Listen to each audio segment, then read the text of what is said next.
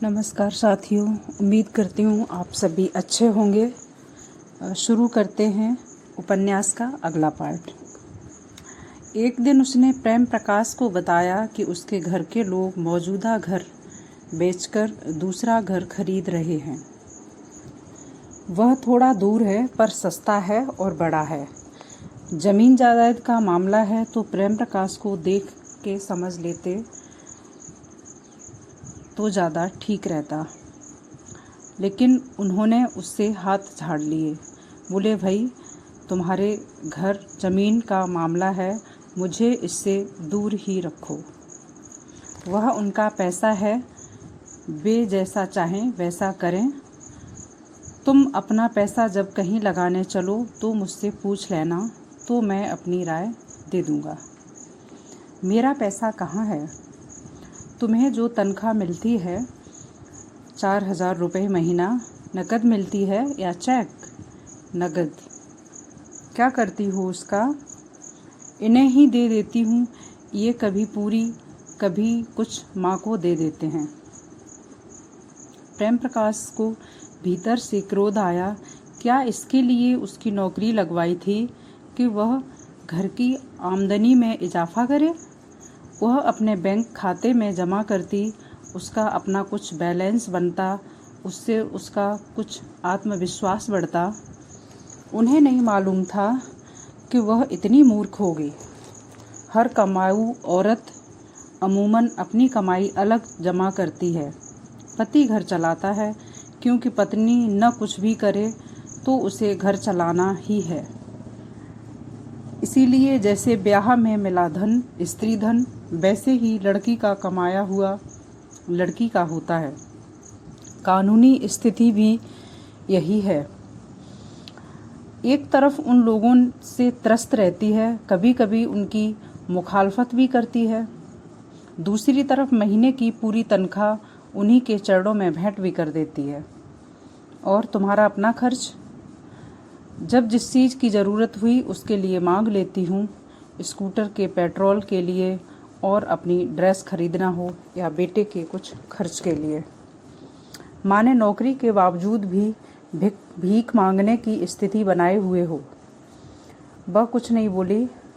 प्रेम प्रकाश की खींच को झेल रही थी, चुपचाप। थोड़ी देर खामोश रही। वह क्या करे? अगर उसका परिवार उस तरह की मध्यम वर्गीय व्यवस्था अब भी बनाए हुए है। सम्मिलित परिवार में यह व्यवस्था होती थी कि रसोई की तरह रुपया भी इकट्ठा रहे, पर तब औरतें कमाती कहाँ थीं? वह बाहर कमाने नहीं निकलती थीं। सम्मिलित परिवार की व्यवस्था को वह भी साथ में ढो रही होती थी। उसके परिवार ने शोषण का यह अच्छा तरीका निकाल रखा था, उससे कमवाओ भी और कमाई पर अधिकार भी उसका ना रहे। तुमने बैंक में अपना खाता अलग क्यों नहीं खोला? क्या डालूंगी उसमें? पूरी तनख्वाह न सही तो कुछ काट लो अपने खर्च के लिए, वही डालो बैंक में। प्रेम प्रकाश ने उससे कहा, पूरी डालूं या थोड़ी? मन मुटाव तो उतना हो ही जाएगा। वह तो इसी से पैदा हो जाएगा कि मैंने अलग खाता खोला है। सास ससुर कहेंगे, मेरा तेरा क्या? तेरे पति के कोई भाई हैं क्या जो यह करने की ज़रूरत हो? सब कुछ तेरा है। पर मैं जानती हूँ मेरा कुछ नहीं है। मेरा जब ब्याह हुआ था तब मैं इंटर तक पढ़ी थी। शादी के बाद BA MA MPhil किया तो मेरे पति बार बार सुनाते हैं कि मैंने तुझे पढ़ाया। मैंने सोच रखा है कि कभी न कभी वह पैसा चुका दूंगी। मैं उस घर में अपनी तनख्वाह देती हूँ, इसलिए कि मैं वहाँ रहती हूँ, खाती पीती हूँ। पढ़ाई के बाद अब और आगे उनका एहसान नहीं लेना चाहती। तुम्हें इस बात का श्रेय कोई देगा? न दे, पर मुझे तो संतोष है। मेरे व्यवहार को लेकर जब वे कोई आपत्ति उठाएंगे तो कह तो सकती हूँ कि अपने खाने रहने भर का कमाकर देती हूँ महीने के पहले ही। कितना आत्मसम्मान है प्रेम प्रकाश जी, उसकी ये बातें सुनकर अचंभित हो गए। देखो, तुम्हारी परिस्थिति में ज़रूरी है कि तुम्हारा अपना बैंक खाता हो। जितना रुपया उसमें होगा उतना तुम में आत्मविश्वास रहेगा। आत्मविश्वास कोई रुपये से आता है तो और किससे? आपसे। वह उन्हें देखकर रह गई। उसका चेहरा लाल हो गया था। तपन वह खुद महसूस कर रही थी। हाँ, यह सच है। थोड़ा थमकर उसने कहा, आप होते हैं तो मुझ में आत्मविश्वास आता है। वे भीतर से झुंझलाए। उस घर की आश्रिता इधर उन पर आश्रिता बनी जा रही है। वे बनाए दे रहे हैं। देखो, तुम्हें आत्मनिर्भर होना है। उसकी एक सीढ़ी होती है। अपना बैंक बैलेंस होना चाहिए। जितना भी डालोगी कम से कम तुम्हारा एक खाता तो होगा। आप कहेंगे तो क्यों नहीं, ट्यूशन करूँगी तो वह पैसा उसमें डालूँगी। हाँ, यह हुई ना कोई बात। मैं तुम्हारी स्थिति समझता हूँ। चुपचाप तुम्हारा खाता खुलवा दूँगा, उन्हें पता न चलेगा। वह प्रॉपर्टी वाला मामला थोड़ा देख लेंगे। मैंने कहा ना भाई, यह उनका मामला है, तुम्हारा नहीं। हम यह सीमा बना लें कि कोई बात तुमसे संबंधित होगी, तुम्हें प्रभावित करेगी तो मैं आऊँगा, लेकिन तुम्हारे घर की चीज़ों में दखलंदाजी नहीं करूँगा। वह कहीं से नाराज़ या निराश भी नहीं थी। सोचती थी कि यह उनका अपना निर्णय है, उन्हें बाध्य कैसे किया जा सकता है। नौकरी के लिए भी उन्हें किसी ने कहा नहीं था, उनका अपना मन हुआ था। और करीब 1 माह के बाद प्रेम प्रकाश ने देखा कि बवंडर मचा हुआ था। उसने कुछ बताया नहीं था। वे ऐसे ही घूमते हुए उसके घर को निकल गए थे तो उसके सास ससुर ने सारा प्रकरण उन्हें कह सुनाया था। युवा गुरु ने अपने एक शिष्य पर अतिरिक्त विश्वास करके अपने मकान के बिक्री समझौते पर हस्ताक्षर कर दिए थे। पिता के भी करा दिए थे। और समझौते के अनुसार खरीदने वाले को बिक्री राशि का एक छोटा हिस्सा शुरू में देना था। शेष जब ये लोग मकान खाली कर देंगे तब। मकान की रजिस्ट्री जिसके नाम खरीदने वाला कह रहा था वह साफ था। बिक्री समझौता किसी बिचौलिए ने कराया था जो मकान को किसी तीसरे को बेच रहा था और रकम अपने पास रखना चाहता था। इन लोगों को अपने रहने के लिए नया मकान तब तक नहीं मिलने वाला था जब तक उसकी पूरी रकम न दे दी जाए। वह कहाँ से दी जाती? जब तक पुराने मकान की बिक्री की पूरी रकम न मिलती। लेकिन उससे पहले ही वो लोग उनसे मकान खाली करवा रहे थे। पूरी रकम मिलने के पहले ही मकान खाली कर देना, उसके बाद क्या गारंटी कि कुछ मिलेगा भी या नहीं। और बिचौलिए के गुंडे उन्हें डराते धमकाते, इनका समझौता पत्र दिखाते और आए दिन गाली गलौज करने आ जाते थे कि मकान खाली करो। वह एक महिला और उसने प्रेम प्रकाश से जिक्र भी नहीं किया। थोड़ी देर को प्रेम प्रकाश उसके पास अकेले हुए तो उससे शिकायत की। बताया क्यों नहीं?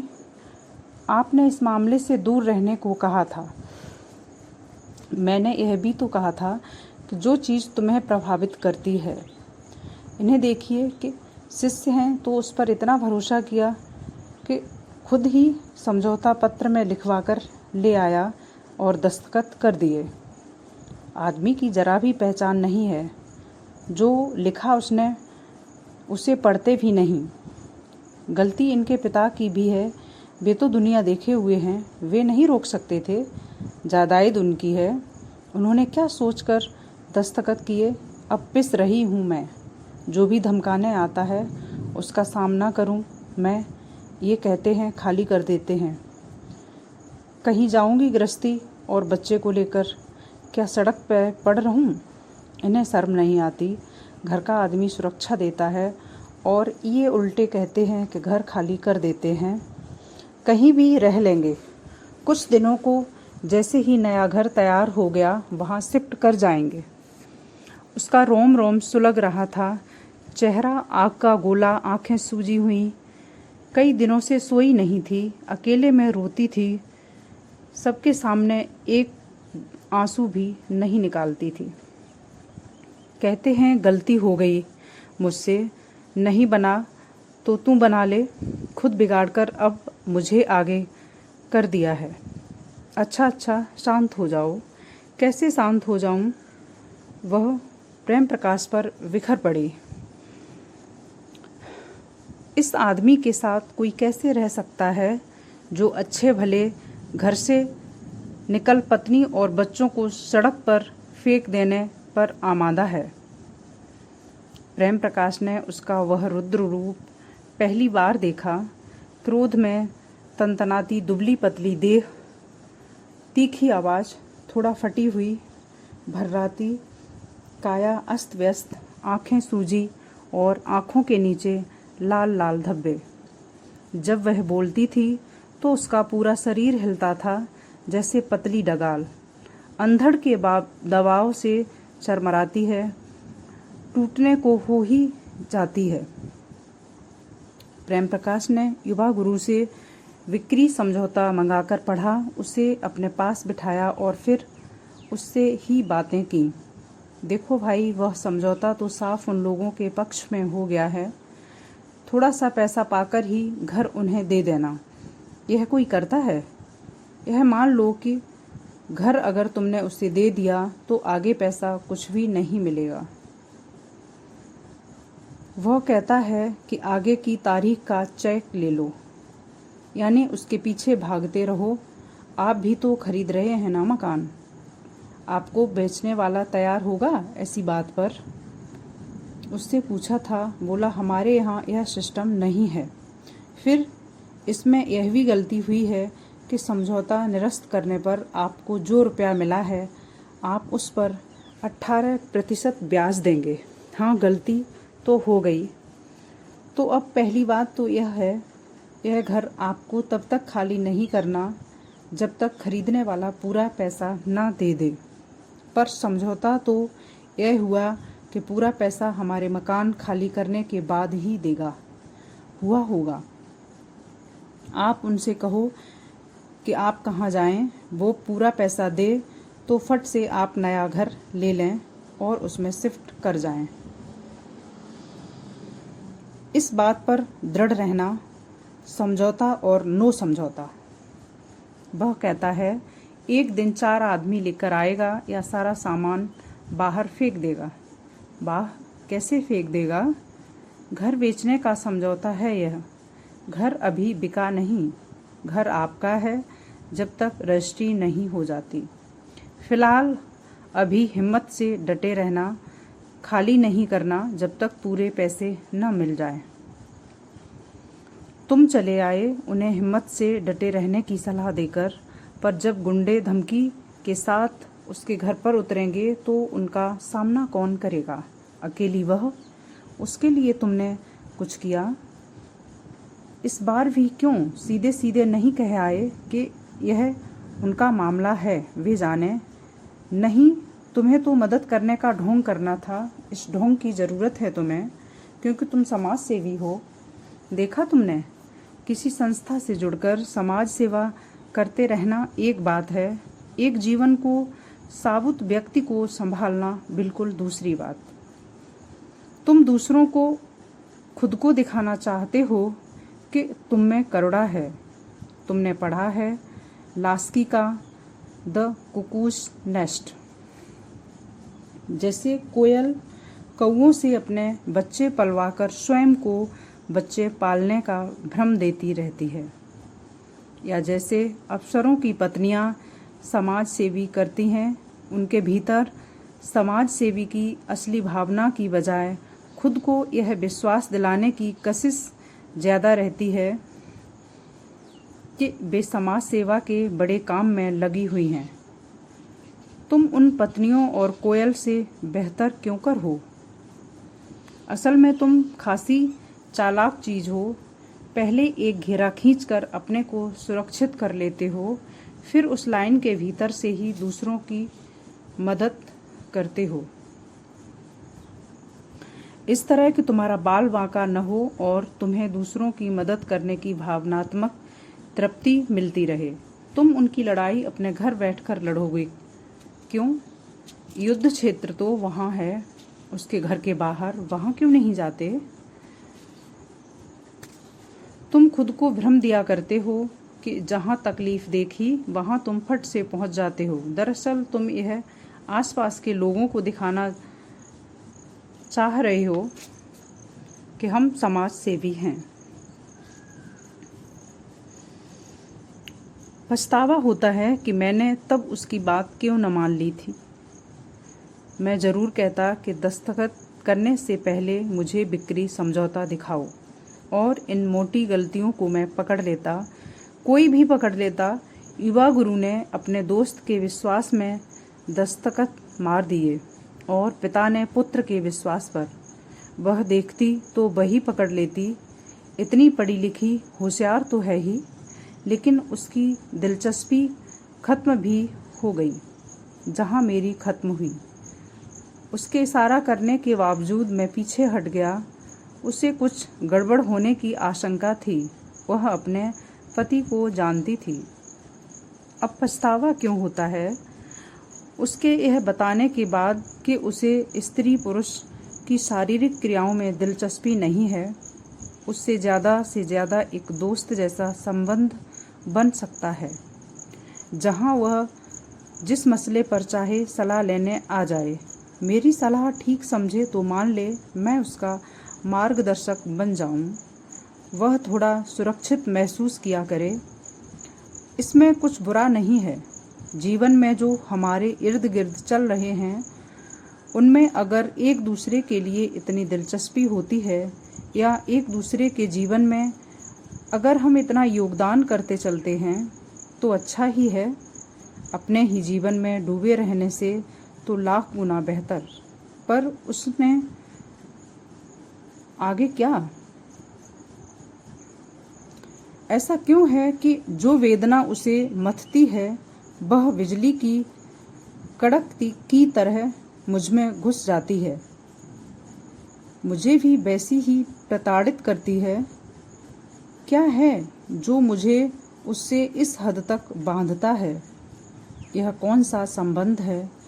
क्या पूर्व जन्म के संबंध हैं? लेकिन खुद को बंधा पाते हैं। पूर्व जन्म की कौन है वह मेरी कि एकाएक प्रकट हुई और जो उसके हिस्से की वेदनाएं हैं उनके तारों ने मुझे बांधना शुरू कर दिया। वह मुझे कुछ नहीं दे सकती। कभी किसी खास कोण से अपने किसी हिस्से में वह सुंदर भले दिख जाती हो, भीतर से इतनी छत विछत है कि वहाँ अगर कोई सुंदरता ढूंढना भी चाहे तो वेदना ही वेदना नजर आएगी। ऐसा लगता है कि शुरू से ही दुख ने उसे हर तरफ से तार तार करके रख दिया है। ऐसे व्यक्ति के पास क्या हो सकता है देने को, जो स्वयं गिर गिर पड़ने, किसी तरह खुद को संभालने, खड़े हो जाने के बाद फिर गिर पड़ने के क्रम में फंसा पड़ा हो। क्यों है यह कि उधर उस पर कोई तकलीफ आई कि मेरे भीतर घाव की फाँक उछल आती है और फिर जैसे उस फाँक के रास्ते धागे से कोई छोटी सुई को खींच रहा हो धीरे धीरे। कहाँ एक किनारे बैठे थे प्रेम प्रकाश, अब ऐसे दौड़ने लगे जैसे आपदा उनके अपने घर पर आई हो। एक अफसर से सामने वाली पार्टी पर जोर पड़वाया कि वह यह सब बंद करे, पूरा पैसा दे दे और घर ले ले। बिक्री समझौते पर दस्तखत गफलत में डालकर करवाए गए थे। पार्टी ने अफसर को टाल मटोल जवाब दिया और उसके परिवार पर दबाव और बढ़ा दिया। आखिर मामला पैसे का था, बिचौलिए की कमाई का था। मुनाफे का जो रुपया खड़ा होता उसे हत्या कर आगे बढ़ जाते। उनके नुमाइंदे अब भी फ़ोन पर और कभी कभी घर आकर डांट डपट जाते पहले की तरह, उनकी तरफ से यह भी कहा गया कि जिस अफसर से सिफारिश भेजे हो उन्हें तो हम लाख रुपए पहले खिला चुके हैं, तो वे हमारा क्या बिगाड़ेंगे। गुंडागर्दी, फ़ोन पर उल्टा सीधा बकना कम नहीं हुआ। उसके परिवार को यह खतरा बराबर रहने लगा कि वे लोग कभी भी घर में घुस आएंगे और सामान बाहर फेंक कब्जा कर लेंगे। इसे रोकने के लिए प्रेम प्रकाश ने पुलिस विभाग में सुरक्षा की मांग की अर्जी डलवा दी। युवा गुरु को सलाह दी कि कुछ दिनों रात में अपने कुछ शिष्यों को घर में लिटाए ताकि हौसला बना रहे। कुछ दिनों ऐसा ही चला। जिस अफसर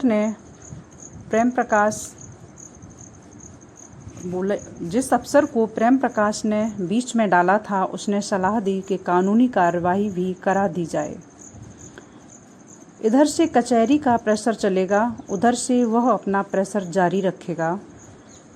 बिचौलिया पार्टी के सामने यह पेशकश कर दी गई कि जो रुपया उन्होंने अब तक दिया है वह वापस ले लें, ऊपर से समझौते के अनुसार ब्याज का जो पैसा बनता है वह ले लें और बिक्री समझौता को कैंसिल कर दें। पार्टी ने साफ मना कर दिया, उन्हें तो मकान चाहिए, खाली मकान, समझौते के अनुसार ही चलेंगे, शब्दशः। आखिर इन लोगों ने एक वकील को पकड़ा। हरभजन जान पहचान का वकील था। युवा गुरु उसे गुरु भाई मानता था क्योंकि दोनों ने एक ही गुरु से दीक्षा ली थी। पहले गुरु को खबर लगी तो हरभजन को अपने संग से निकाल दिया। युवा गुरु को अपना प्रिय शिष्य बना लिया। युवा गुरु ने बाद में भी धर्म कार्य जारी रखा। साल में एक बार अपने गुरु को अपने यहाँ बुलावा भी भेजता था। हरभजन दोनों गुरुओं में से किसी का न हुआ। किसी नौकरी लायक नहीं था तो लॉ करके वकील बन गया। जब ये लोग उसके पास पहुँचे तो उसे तृप्ति हो रही थी कि युवा गुरु जिसने पहले गुरु के कान भरे थे वह उसके पास किसी मदद के लिए आया, वह भी सपत्नीक।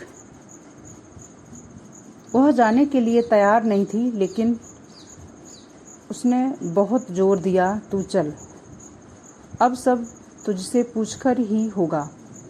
फिर कहीं थोड़ा उलटफेर हो गई तो तू कहर बरसाएगी।